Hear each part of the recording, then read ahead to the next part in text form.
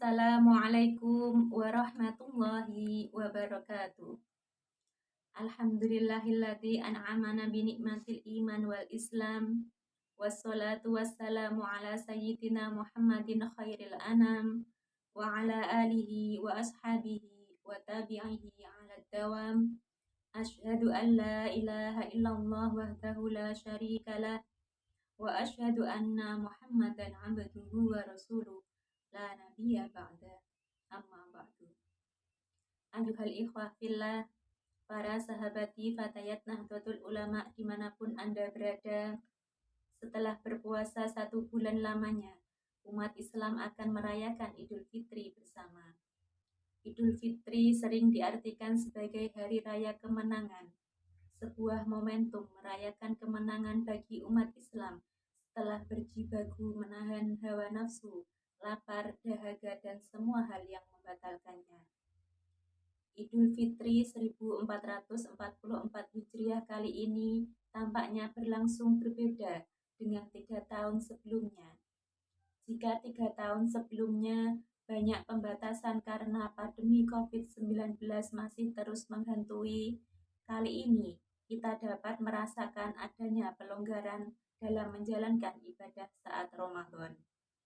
Disusul adanya kabar gembira dengan diizinkannya mudik lebaran oleh pemerintah untuk menuntaskan rindu setelah terpisah jarak dengan keluarga di rumah. Sebagai milenial, banyak hal yang bisa kita lakukan menyambut hari kemenangan. Meski sedih rasanya karena sebentar lagi Ramadan meninggalkan kita, ada beberapa tips yang dapat dilakukan supaya pembiasaan baik yang kita lakukan selama Ramadan tidak lagi kita tinggalkan. Yang pertama, istiqomah menjalankan ibadah. Jika selama Ramadan kita menjadi semangat untuk menjalankan ibadah wajib maupun yang sunnah, mulai dari puasa, sholat berjamaah, sholat sunnah, membaca Al-Quran, bersedekah, dan berbagai kebaikan lainnya, maka ibadah-ibadah ini idealnya juga menjadi kebiasaan baik yang harus kita jaga. Bulan Ramadan merupakan sarana latihan untuk melakukan beragam ibadah yang bisa menjadi selama ini sulit kita lakukan. Kebiasaan baik tersebut harus mampu diistiqomahkan di luar bulan Ramadan untuk mendapatkan ridha Allah Subhanahu wa Ta'ala. Bisa kita awali dari melanjutkan puasa Syawal selama 6 hari di bulan Syawal. Ada baiknya kita lanjutkan dengan puasa sunnah lainnya, seperti puasa Senin Kamis. Tilawah Al-Quran tak lupa juga kita biasakan sebagaimana yang kita lakukan selama bulan Ramadan. Tips yang kedua, momen introspeksi diri. Fitri yang berarti suci, bersih dari segala dosa, kesalahan, kejelekan, keburukan, berasal dari akar kata fatara yaftiru dan hadis Rasulullah Shallallahu Alaihi Wasallam. Man soma Ramadana imanan wa ihtisaban, ghufira lahu ma taqaddama min dzambi. Artinya, barang siapa yang berpuasa di bulan Ramadan dengan didasari iman dan semata-mata karena mengharap ridha Allah, maka diampuni dosa-dosanya yang telah lalu. Dari penjelasan ini dapat disimpulkan bahwa Idul Fitri bisa berarti kembalinya kita kepada keadaan suci atau keterbebasan dari segala dosa dan noda, sehingga berada dalam kesucian.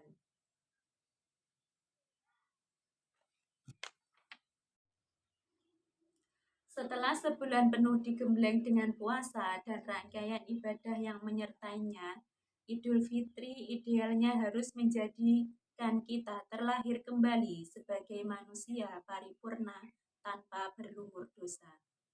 Mulai dari nol, saatnya kembali menyelaraskan kesolehan ritual dan kesolehan sosial. Adanya rezeki lebih yang datang di saat Idul Fitri bukan alasan untuk membeli pakaian baru, gadget baru, atau memuaskan keinginan kita akan hal baru. Sebagai milenial, kita harus mampu menjaga kesederhanaan. Rezeki yang kita terima merupakan sebuah ikhwah, baik untuk terus berbagi pada sesama. Sebab hakikat Idul Fitri adalah menambah takwa. Dimulai berbagi pada orang terdekat kita, keluarga, kemudian kerabat dan lingkungan sekitar kita. Tips yang ketiga, mudik asyik tetap patuhi protokol kesehatan. Pemerintah telah mengizinkan mudik lebaran. Kendati demikian, ada beberapa syarat yang harus dipatuhi untuk mengendalikan pandemi COVID-19. Salah satunya dengan mendapatkan vaksinasi booster.